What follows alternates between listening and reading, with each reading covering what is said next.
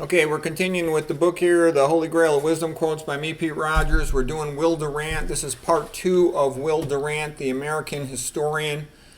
He said the Italian Renaissance has more geniuses than Periclean Athens. And then he said, this is Marsilio Ficino, one of the scholars who worked with the Medicis. The Medicis were trying to prove to the Italian people that they were good people despite the fact they were involved in usury, loaning money.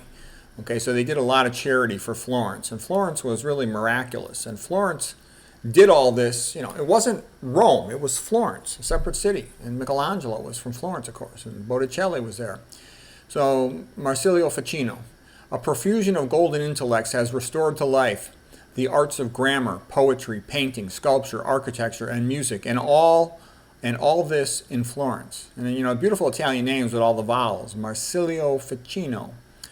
Okay, in part the desire of the Medicis, now this is Will Durant, in part the desire of the Medicis and others to compensate for the sin of usury, they tried to maintain popular support with acts of charity like building schools and paying for paintings. And then the sack of Rome, which happened in 1527, was mostly done by the German Protestants. And it was under the guidance of Charles V, who was a big jerk and tried to pretend he didn't know what was going on. You're right, it's exactly what he wanted to happen, have happen. And Luther even said, Charles V didn't like Luther too much, but Luther said, well, God has had Charles V take care of Rome for me. But, that's an awful thing to say, and that's one of the bad things I didn't like about Luther. He sort of broke up Christendom, and yeah, he didn't mean to do it on purpose, but he certainly didn't do much to prevent it. The sack of Rome in 1527 was mostly by the German Protestants, with destruction of many books and much art. They saw the Roman Catholic Church as thieves, as hypocrites who had taken money from their countries, perhaps as idolaters. The wealthy tried to pay ransom for their lives to be spared in the sometimes work. After the sack, Erasmus wrote, "This is not the ruin of one city but of the world. Rome is the mother to many nations." Afterwards, the Roman population decreased. Okay, so it was a big, terrible event, the sack of Rome. It was the greatest city in the world by far. Okay, afterwards, the Roman population decreased. The sack was also followed by a plague. Ross King, he's the guy who wrote the book as well about Michelangelo. He said Rome is the eternal city. Two major popes of the High Renaissance were Pope Julius II and Leo X. Florence was like the art school of the world. That's where everybody went to learn how to paint. Florence was seen as a perpetuation of the grandeur of Rome. And Giotto was also one of the founders of the Italian Renaissance, along with Plutarch and along with Thomas Aquinas and many others. Okay.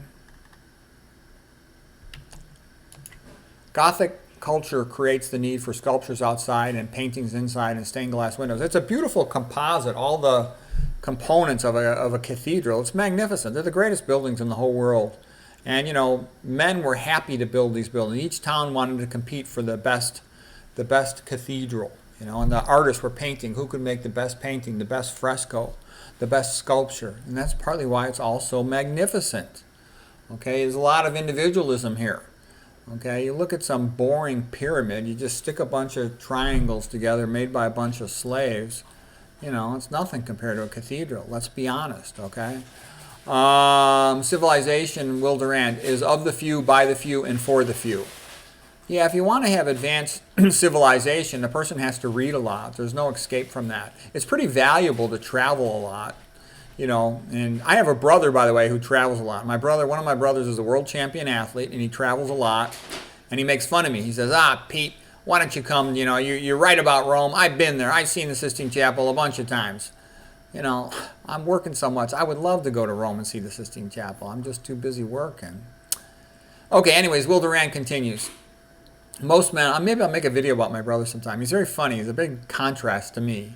That's like a typical thing he would say. He was going to Rome to run in the streets with the bulls of Pamplona. I told him he's insane, and he tells me that I'm a wussy and a wimp. I'm like, what do I need to run around the streets of Pamplona, Spain, and risk, getting run over by a bull? I don't need that. Anyways, Will Durant. Most men can only be convinced of virtue by supernatural beliefs. We should talk as the many do, but think as the few do.